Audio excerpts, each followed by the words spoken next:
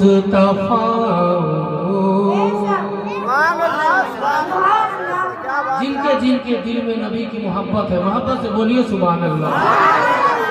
मैं गुलाम मुस्तफा हूँ, ये मेरी पहचान है।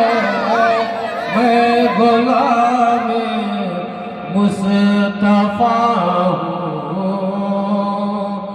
ये मेरी पहचान है। मैं गुलाम मुस्तफा हूँ, ये मेरी पहचान है।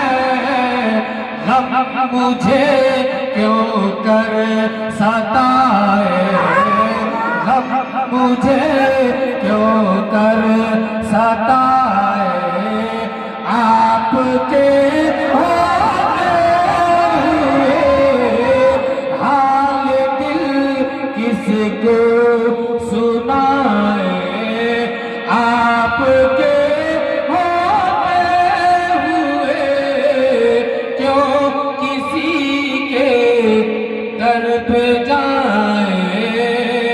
आपके होते हुए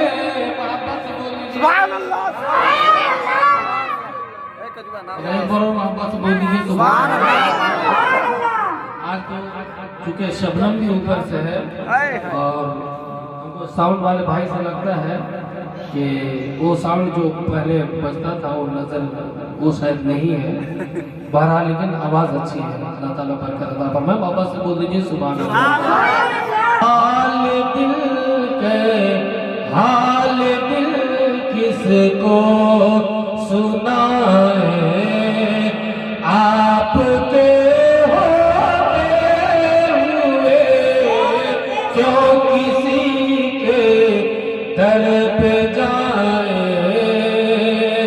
आपके होते हुए अपना जीना अपना मरना अब इसी चौखट पे है।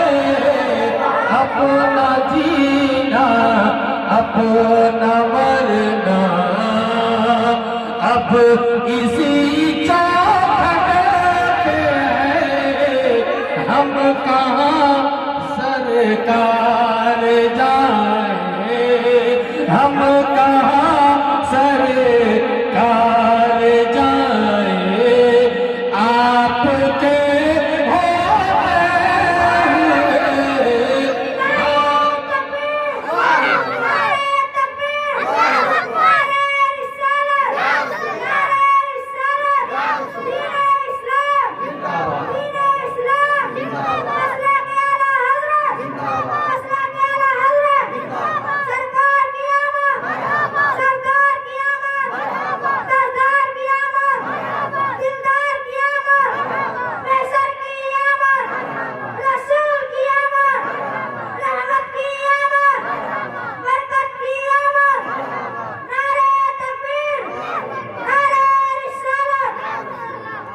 माशाअल्लाह बहुत अच्छा। जब से हम बैठे हैं बच्चा बहुत हौसले के साथ बैठा। अल्लाह ताला इसके उम्र में इल्म में बरकत अता फरमाए और जानो माल की हिफाजत और मोहब्बत से बोल दीजिए सुभान अल्लाह। कह रहा है आपका रब अंत फीहिम आपसे। कह रहा है आपका रब अंत फीहिम आपसे। मैं उन्हें क्यों दूं सजाए, मैं उन्हें क्यों दूं सजाए। आपके हाल दिल किसे को सुनाए। सुभान अल्लाह बहुत आ रहे हैं। सुभान अल्लाह। ऊंचा बोलिए, मोहब्बत से बोलिए सुभान अल्लाह। दीवारों पर सजाओ सरकार आ रहे हैं और मिलकर खुशी मनाओ सरकार आ रहे हैं। मिलकर खुशी मनाओ सरकार आ रहे हैं। और ये बोले फरिश्ते दाई हलीमा के कान में, ये बोले फरिश्ते दाई हलीमा के कान में, मक्का शरीफ जाओ सरकार आ रहे हैं। मक्का शरीफ जाओ सरकार आ रहे हैं। और सुन्नत है जिब्राइल की, बिदअत नहीं है ये। सुन्नत है जिब्राइल की, बिदअत नहीं है ये। झंडे हरे लगाओ सरकार, झंडे हरे लगाओ सरकार आ रहे हैं। और गारे शोर में आशिक से, ये आशिक ने कहा, आशिक से गारे शोर में आशिक ने ये कहा, उंगली जरा हटाओ सरकार आ रहे हैं। उंगली जरा हटाओ सरकार आ रहे हैं। हजरात, आज की इस मजलिस पाक में हम आप हजरात के सामने मुख्तसर तौर पर कुछ बातें बयान करके रुखसत होना चाहता हूँ। आप मुलाहिजा फरमाए, आज के इस मॉडर्न दौर में, आज के इस जदीद तरीक़े हयात में, आज के इस नई चाल चलन वाली जिंदगी में सबसे बड़ा मुद्दा, सबसे बड़ा मसला नारी सुरक्षा का है, जिसे हम और आप बेटी बचाओ और बेटी पढ़ाओ के नाम से जानते हैं। सबसे बड़ा मसला इस दुनिया में इस वक्त जो हमारे और आपके लिए दर्द सर बना हुआ है, वो है औरत की हिफाजत और उसके इज्जत व आबरू की हिफाजत का मसला। और आप इसके लिए आप सड़कों पर चल रहे होंगे। मेरी बात गौर से सुनिएगा, इंशाअल्लाह समझ में आएगी बात। और हर मुल्क में अपने अपने तौर पर यह अभियान चलाया जाता है। हमारे मुल्क में, इस हिंदुस्तान में एक अभियान चलाया जाए, बेटी बचाओ बेटी पढ़ाओ। आपने देखा होगा, आप जब सड़कों से गुजरते होंगे, शहरों में जगह जगह दीवारों पर लिखा हुआ रहता है, बेटी बचाओ बेटी पढ़ाओ। बेटा पढ़ाना फर्ज है तो बेटी में क्या हर्ज है। इस तरह से आम लोगों को बेदार करने के लिए और उनके दिलों में बेटियों की मोहब्बत को डालने के लिए ये नारा दिया जाता है। मगर सच मैं कहता हूँ वो ये है, इनका नारा सिर्फ इनकी जबान पर है, इनका नारा सिर्फ इनके मुंह पर है, इनका नारा सिर्फ इनकी दीवार के ऊपर है, बेटी बचाओ बेटी पढ़ाओ। अगर आप तारीख इस्लाम पढ़े होंगे और उलमा से आपने सुना होगा, तो असल में ये नारा जो सबसे पहले दिया था वो कोई और नहीं बल्कि हमारे और आपके प्यारे पैगंबर जनाब अहमद मुस्तफा मोहम्मद मुस्तफा सल्लल्लाहु तआला अलैहि वसल्लम है, जिन्होंने मक्का की सरजमीन से यह पैगाम दिया था कि ऐ लोगों, जिन बेटियों को तुम जिंदा दफन करते हो, जिन बेटियों को तुम मुआशरे में कोई इज्जत नहीं देते हो, जिन औरतों को तुम मुआशरे में कोई मकाम नहीं देते हो, ये औरतें मामूली नहीं है बल्कि ये बेटियां जिन घर में पैदा हो जाती है, अल्लाह ताला उस घर में रहमतों की बरसात बेटी पढ़ाओ।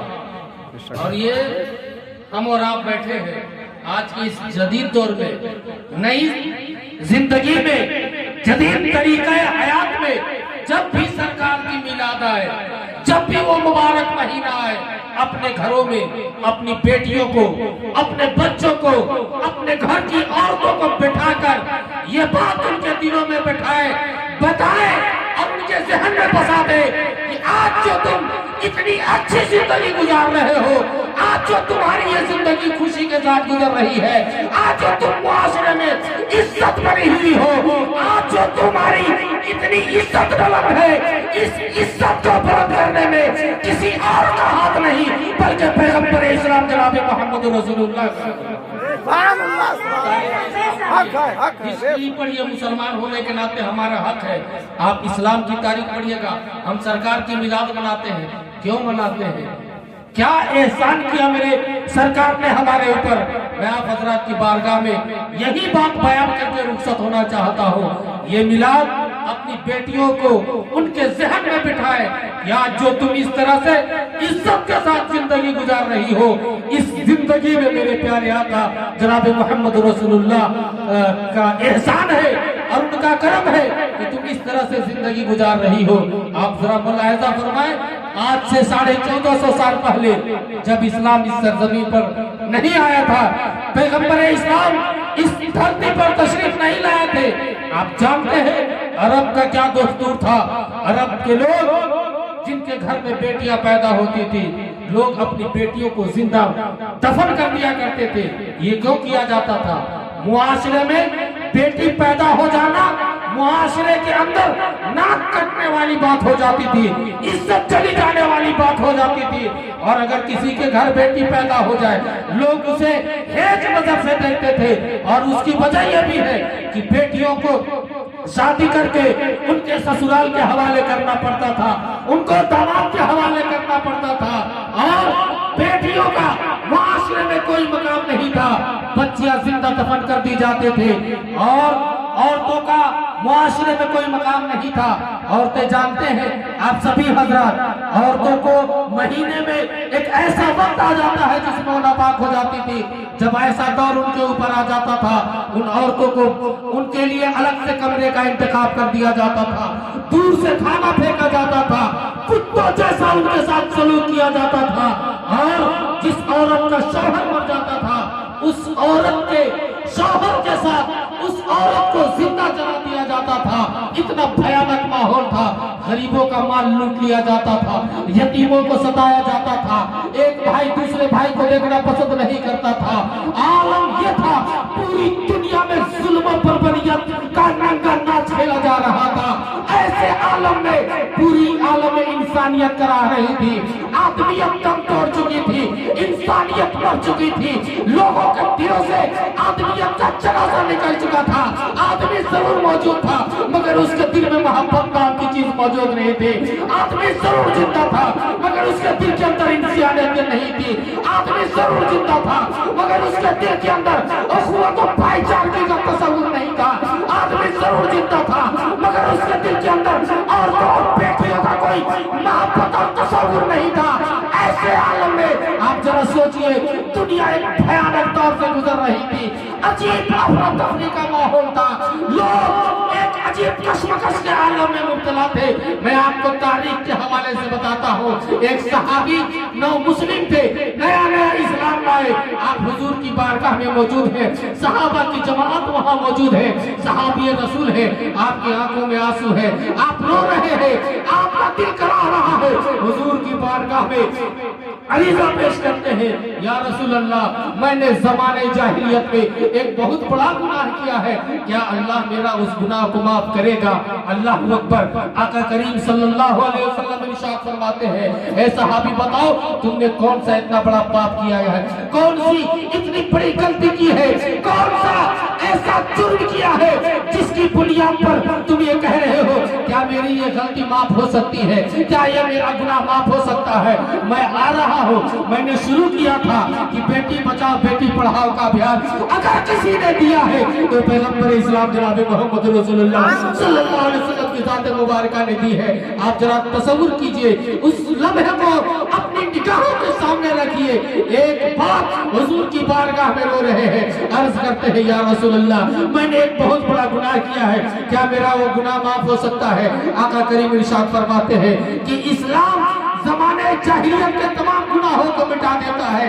फिर भी वो सहाबी अर्ज करते हैं, या रसूल अल्लाह, मैंने अपने इन हाथों से ऐसा जुर्म किया है, ऐसी गलती की है, क्या मेरी वो गलती माफ हो सकती है? आका फरमाते हैं, बताओ तुमने कौन सा जुर्म किया है, बताओ तुमने कौन सी गलती की है, बताओ तुमने कौन सा पाप किया है? वो सहाबी रसूल है, आंखों में आंसू आते हैं, अर्ज करते हैं, या रसूल अल्लाह, ज़माने जाहिलियत में मैं परदेश कमाने के लिए जा रहा था, इस दौरान मेरी बीवी हमल से थी, उम्मीद से थी, और मेरी अमानत मेरी बीवी के बदन में पल रही थी, मैंने अपनी बीवी से कहा था, ए मेरी बीवी, मैं परदेश कमाने के लिए जा रहा हूँ, और सुनो कान खोल करके, तुम्हारे पेट में जो कुछ मेरी अमानत पल रही है, जो कुछ तुम्हारे पेट में मौजूद है, अगर वो बेटा पैदा होगा तो तुम उसकी परवरिश करना, तुम उसे पालना पोसना, तुम उसे दूध पिलाना, और अगर बेटी पैदा होगी तो तुम उसे जिंदा दफन कर देना।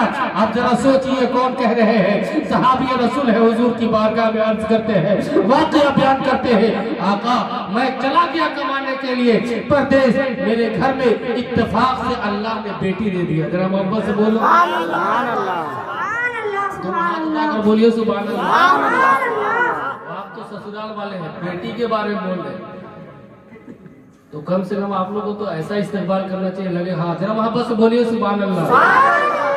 मुलाज़ा फरमाए, आका करीम सल्लल्लाहु अलैहि वसल्लम की बारगाह में अर्ज करते, या रसूलल्लाह, मैं परदेश से कमा कर वापिस आया, और मेरे घर में मेरी बीवी के बदन से जो पैदा हुआ, और वो बेटी थी, बेटा नहीं था, मगर माँ तो माँ होती है ना, चाहे वो ज़माने जाहिलियत की माँ हो, चाहे वो आज की माँ हो, चाहे वो कल की माँ हो, चाहे उस दौर की माँ हो, माँ तो माँ होती है, उसकी ममता अलग होती है, उसका प्यार अलग होता है, उसकी चाहत अलग होती है, उसकी तड़प और औलाद से जो मोहब्बत होती है वो अलग होती है।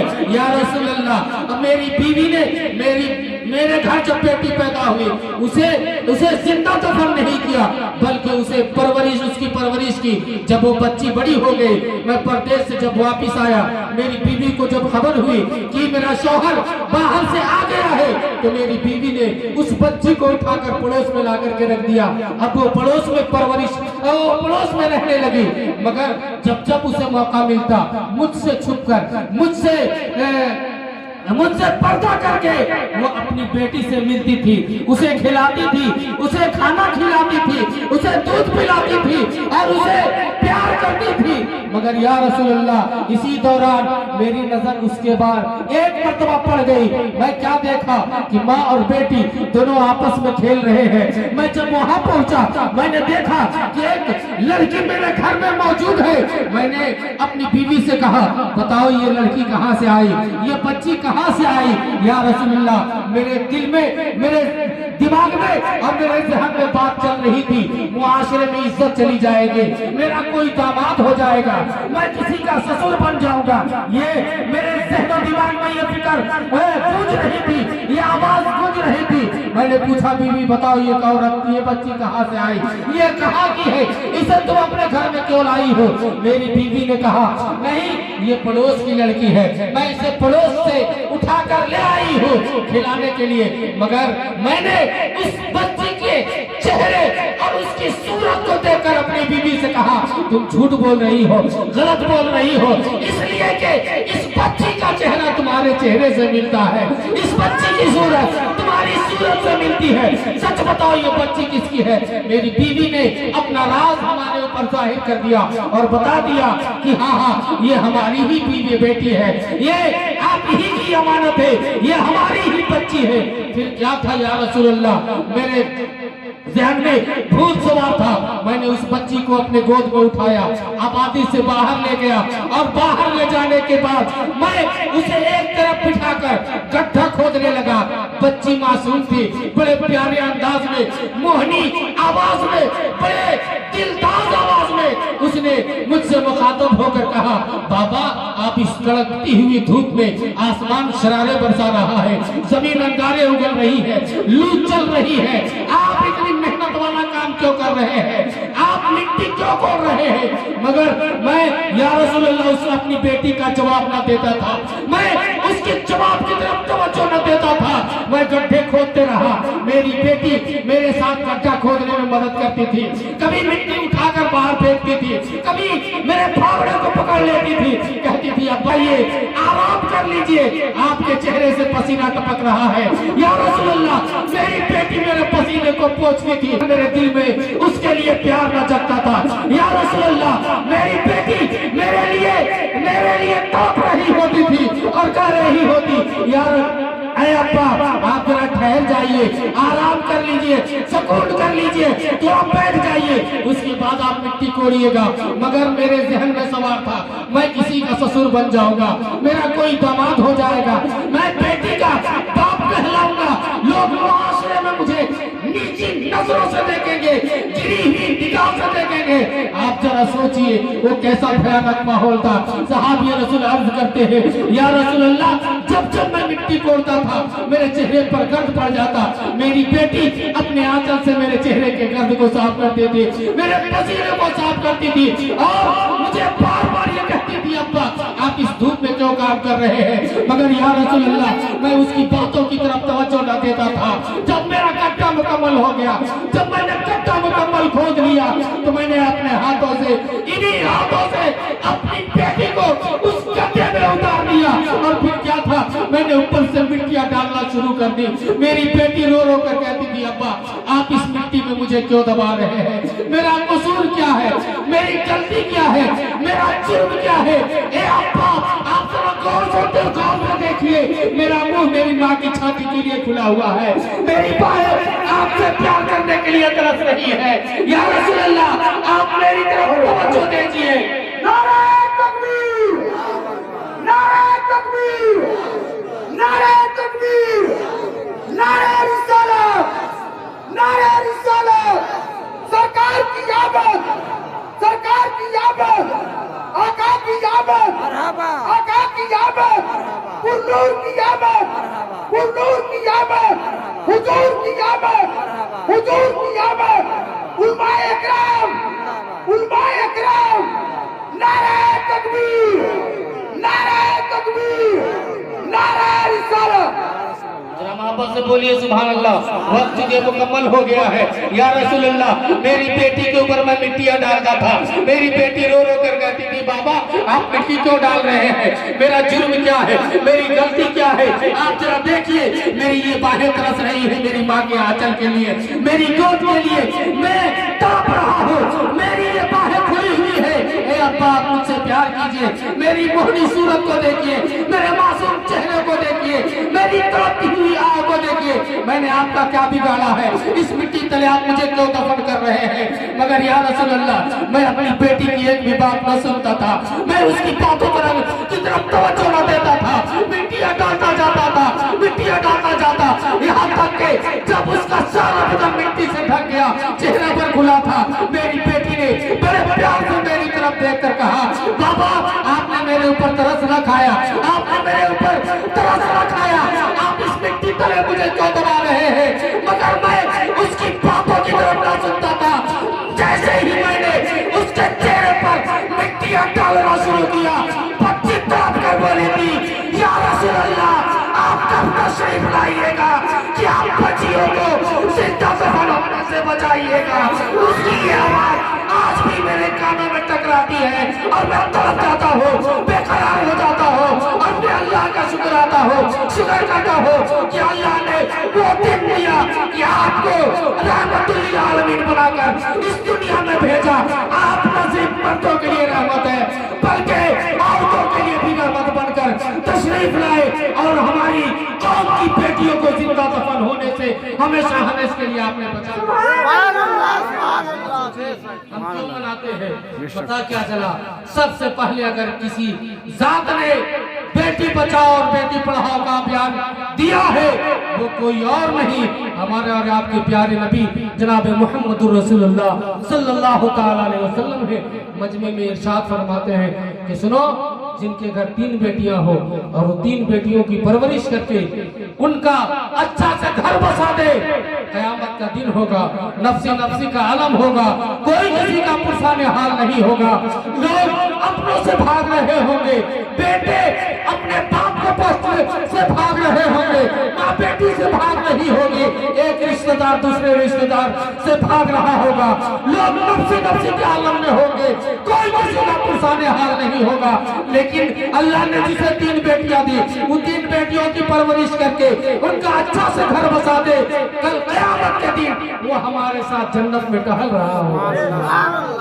एक साहब खड़े होते, अर्ज करते, यार